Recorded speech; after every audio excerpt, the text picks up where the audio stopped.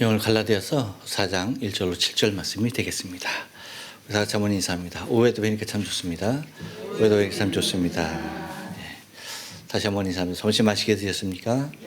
네, 감사합니다. 네. 여태까지 그 연어 구이를 점심 때 먹은 건 교회에서 먹은 건 처음 같아요? 맞죠? 처음이죠. 깜짝 놀랐어요. 뭔 일인가 싶었는데.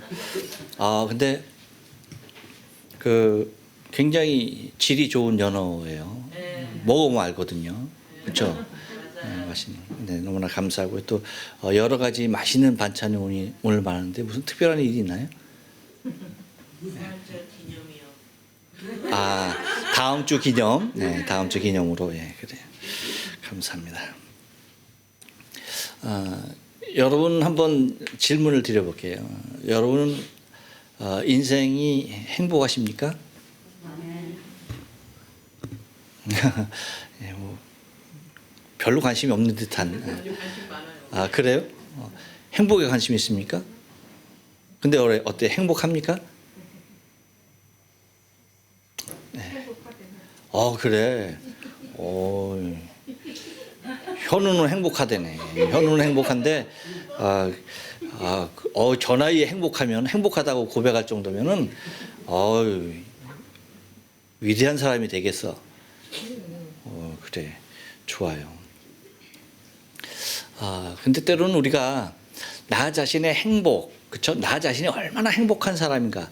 사실은 우리는 한 사람 한 사람이 그 누구와도 비교할 수 없는 큰 기쁨, 그렇죠? 그 행복을 안고 사는 사람들이에요. 근데 우리가 때로는 나 자신에게 있는 내 고유의 행복을 망각하는 거예요. 잊고서 상대적인, 그 상대에게 있는 것들에 대하여서 매우 부러워하고 그것을 동경하면서 서로 비교하면서 상대적으로 자기를 불행하다라고 하는 경우들이 많이 있는 것을 보게 됩니다. 여러분 혹시 그런 경우가 언제 있어요? 그런 것도 없죠. 뭐 그런 생각도 없이 그냥 사는 거야. 뭐 그렇게 구체적으로 뭐 이렇게 복잡하게 생각하고 살아. 그냥 사는 거지.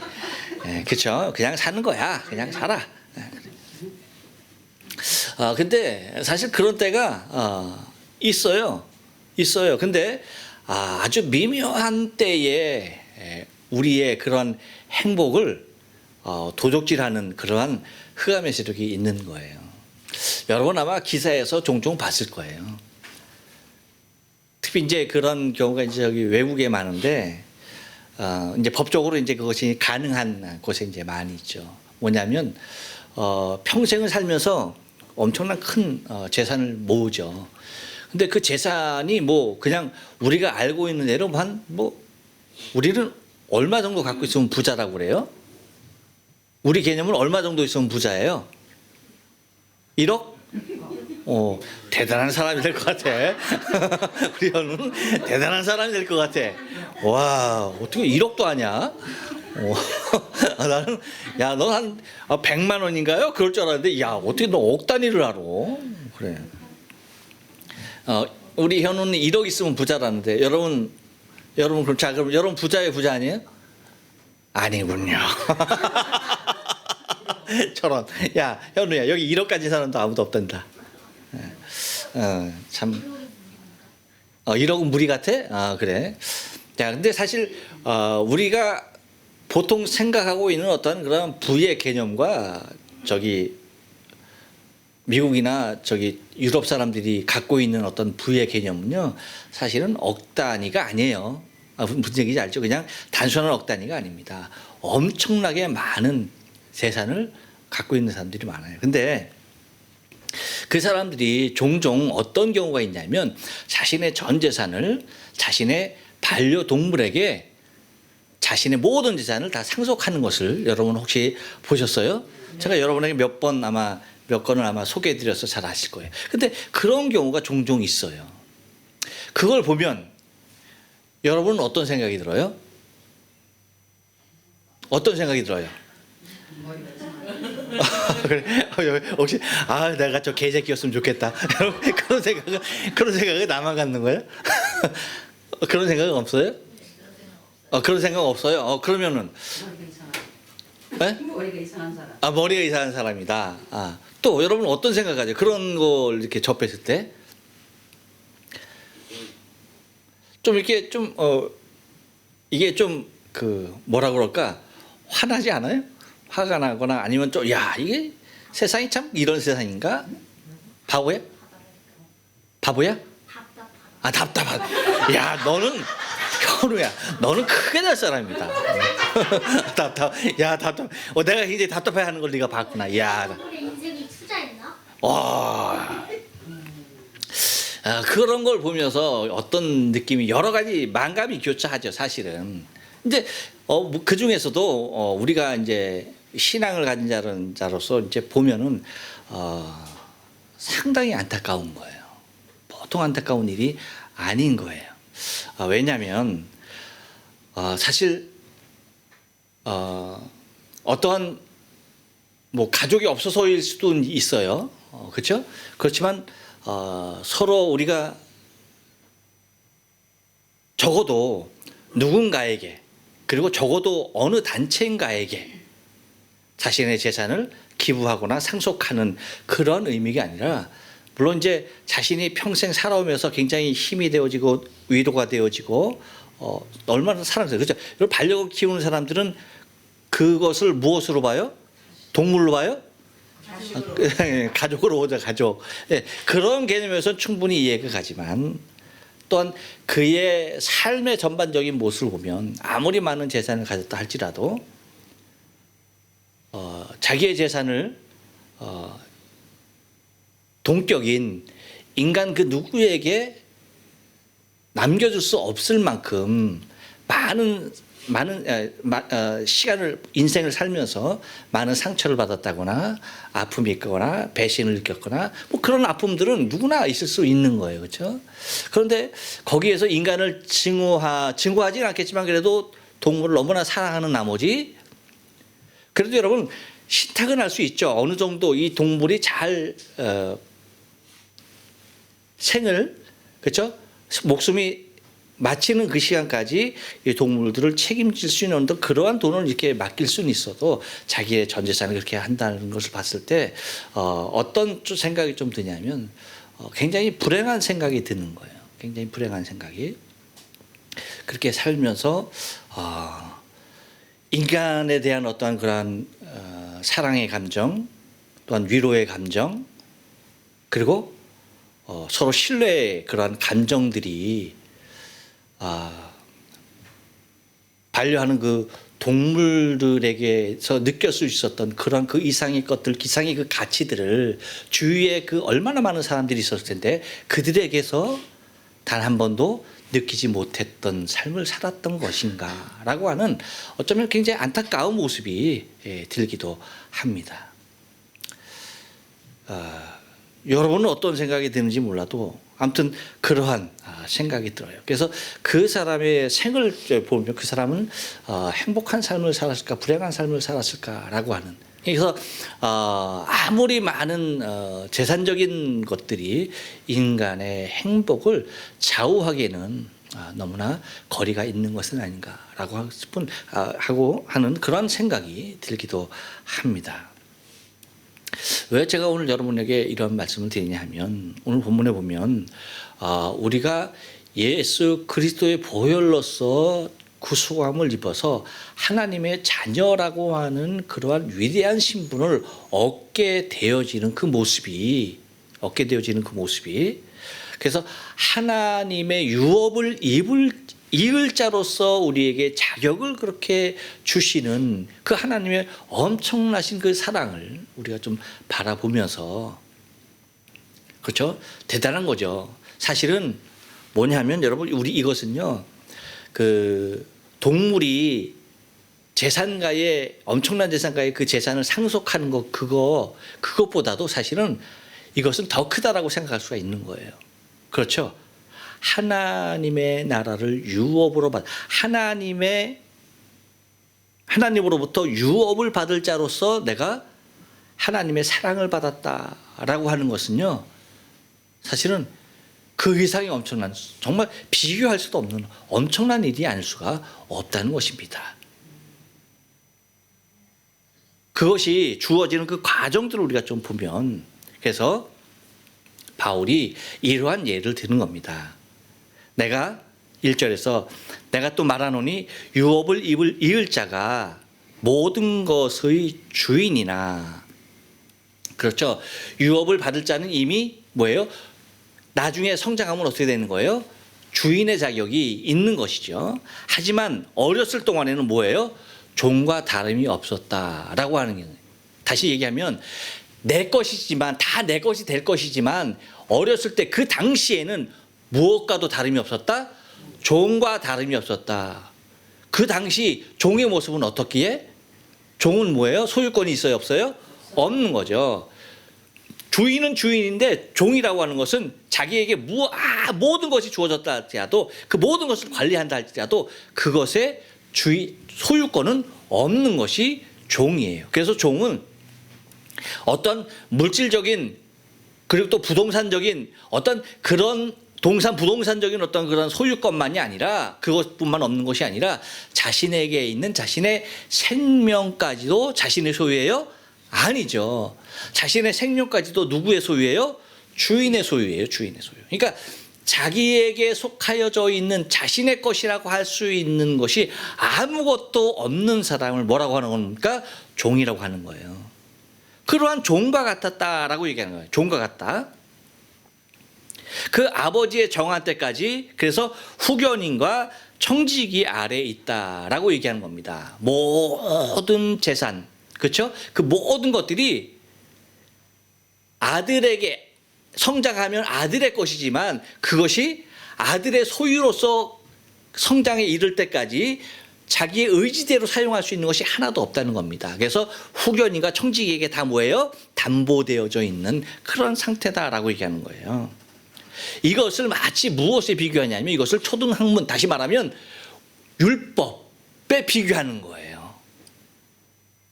우리를 그 모습을 비교하는 겁니다. 그래서 이와 같이 우리도 어렸을 때는 이 세상의 초등학문, 그렇죠? 초등학문. 그래서 지난 시간에 말했죠. 무슨 교사? 응?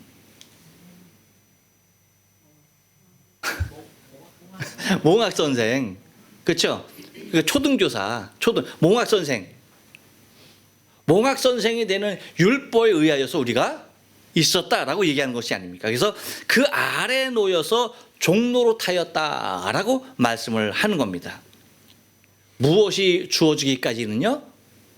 곧 우리에게 모든 권한이 주어지기까지, 다시 말하면 예수 그리스도께서 이 땅에 오시기 전까지라고 얘기하는 겁니다. 그래서 때가 차면 하나님이 그 아들을 보내사, 이제 때가 찼다라고 하는 것은 뭐예요? 아들이 성장을 한 것이죠. 그래서 자신의 소유권으로 행사할 수 있는 권리가 주어지는 때를 누구에 비교하는 거예요? 하나님의 때라고 얘기하면서 그것이 곧 예수 그리스도가 이 땅에 오시는 때를 얘기하는 겁니다. 그래서 보내사 뭐예요? 여자에게서 나게 하시고 또 율법 아래 나게 하신 것은 이라고 이제 두 가지를 얘기합니다. 자, 여자에게서 나게 하시고는 무슨 의미입니까? 여자에게서 나게 하셨다는 무슨 의미예요? 요것은 죄와는 상관없는 자의 모습이에요. 무슨 얘기인지 아시죠? 죄와는 전혀 상관없는 자의 모습. 다시 말하면 죄인으로 나셨다, 의인으로 나셨다? 그렇죠.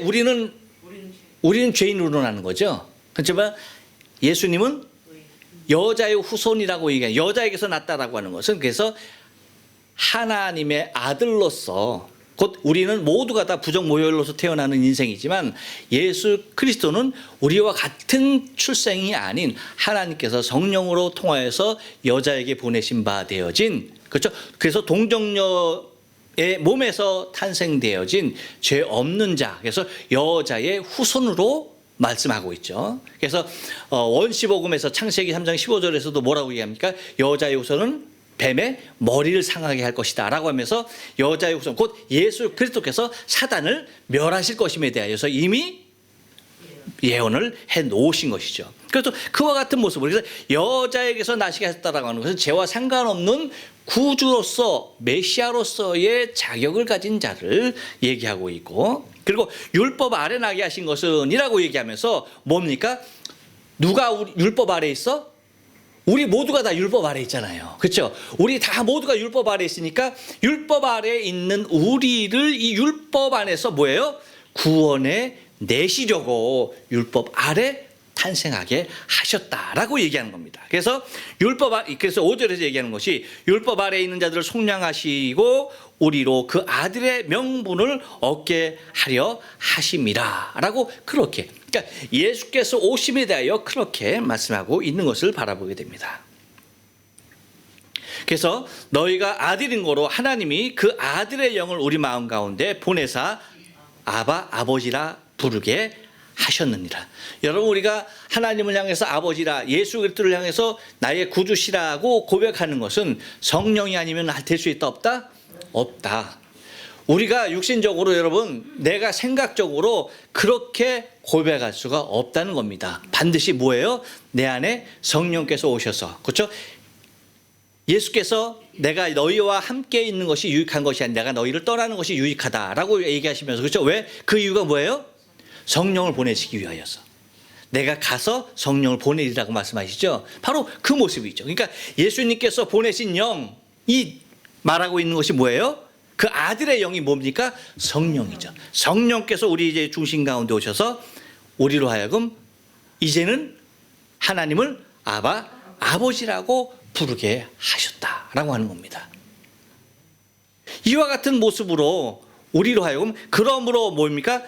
내가 이후로는 이제 종이 아니다라고 얘기하는 겁니다. 그 어떠한 종도 아니란 얘기예요. 그렇죠? 율법의 종도, 죄의 종도, 그렇죠? 어떠한 종도 아닌 이제는 아들의 모습, 이미 우리에게 허락하여 주신 아들의 신분을 회복시켜 주심으로 말미암아서 아들이면 하나님으로 말미암아 유업을 입을 자다라고 그렇게 말씀하고 있습니다. 그러니까 여러분, 이 세상에 사실은 어떤 드라마도 이와 같은 드라마는 없는 거예요. 무엇으로도 소망이 없는, 어떤 곳에서도 전혀 희망의 빛을 찾을 수 없는 인생인데, 그냥 죽음으로 말미암아서 영원한 지옥에서 영원한 형벌 가운데 그렇게 고통 중에 있어야 할 나 자신인데, 내가 어떤 의로운 자가 아니고 어떤 의로운 행동도 하는 자도 아님에도 불구하고 하나님께서 당신의 사랑으로 독생자 아들을 이 땅에 보내셔서 나를 구속해 주셨다라고 하는 사실은요, 우리가 이 땅에서 아무것도 없이 굶고 남에게 빌어먹어 산다 할지라도 우리는 뭐예요? 행복한 사람인 거예요. 그래서 주님께서 들어주신 비유가 우리가 어떤 신분이었다는 사실을 알려주는 거예요. 그래서 부자와 나사로의 비유를 들어주시죠. 그렇죠? 부자는 연일 잔치를 베풀면서 향락하며 삽니다. 하지만 거지는 뭐예요? 그 집 앞에서 떨어지는 음식을 주워 먹고 사는 거예요. 근데 두 사람에게 동일한 사건이 발생되죠. 궁극적으로 일어날 수밖에 없는 사건, 그것이 뭡니까? 죽음이라는 겁니다. 누구나 죽는다는 거예요. 그렇죠? 부자도 죽고 거지도 죽는 거예요. 문제는 이 땅에 살았을 때의 모습은요, 그 죽음 이후의 삶에 비추어오면 아무것도 아니라는 거예요. 무슨 얘기인지 아시죠? 그 당시에는 거지로서 남의 집 대문 앞에서 얻어먹으며 사는 것은 인간적인 시각으로 볼 때 그것은 불행이고 그것만큼 비참한 일은 없는 것이겠죠. 하지만 우리의 시선을 거기에 두시려고 주님께서 그 비유를 말씀하신 것이 아니죠. 어디에 초점을 두고 있습니까? 죽음 이후의 사후세계에 대한 관점을 두고 그 말씀을 하신 거란 얘기죠. 거기에서 이 땅에서의 삶과 저 천국에서의 삶은 전혀 예측 밖의 다른 세계가 펼쳐지고 있다는 거예요. 거지는 어디에서? 아브라함의 품에서, 곧 천국에서 있는 것이고, 그 다음에 부자는 어디에서? 지옥 불에서 단 한 방울의 물이 소원할 정도로, 그것이 그만큼 간절할 정도로 뜨거운 불 속에서 고통당하고 있는 것입니다. 그러니까 어떠한 관점에서의 삶을 중요시 여겨야 하느냐라고 할 때에, 인생은요, 이 땅에서의 거지 같은 정말 우리가 바라볼 때에 불행이다라고 하는 사건은 언젠가 끝난다는 거예요. 마지막 시점이 있다는 거예요. 죽음이라는 것을 통해서 그것이 끝나는 시간이 있다는 겁니다. 하지만 그 이후의 삶은 끝이 없다는 거예요. 그래서 영원한 형벌이라고 얘기하는 것이 끝이 없는 형벌, 영원한 행복이라는 것이 중간에 어떤 불행이 섞이는 것이 아니라 100% 계속되어지는 기쁨과 감격의 삶이라는 것입니다. 그와 같은, 곧 우리가 나사로와 같이 그렇게 지옥에서 고통당해야 할 우리의 모습을 그렇게 구별하여서 택하여 주셔서 아버지의 유업을 받을 자로, 그래서 아브라함 품에라고 얘기하는, 그렇죠? 그 유업을 받은 자로서 살아가는 그 모습을 비유로서 들어주고 계시는 것입니다. 그러면 여러분, 우리는 우리의 삶 자체를 세상과 아니면 그 누구와 비교하면서 우리의 삶을 불행하게 여길 이유가 없다는 거예요. 절대적이어야 합니다. 무엇으로? 예수 그리스도의 그 사랑으로, 하나님의 그 사랑으로, 예수 그리스도의 택함을 받은 예수께서 피 흘려 사신 내 죄와 허물이 예수 그리스도의 보혈로서 씻김 받았다라고 하는 그 사실 하나만으로도 나는 이 땅에서 어떤 삶을 사느냐, 그 이상의 가치가, 그렇죠? 영원한 가치가 주어졌다는 거예요. 나의 삶은 언젠가 뭐예요? 종식되게 돼 있는, 그렇죠? 끝나게 돼 있는 거예요.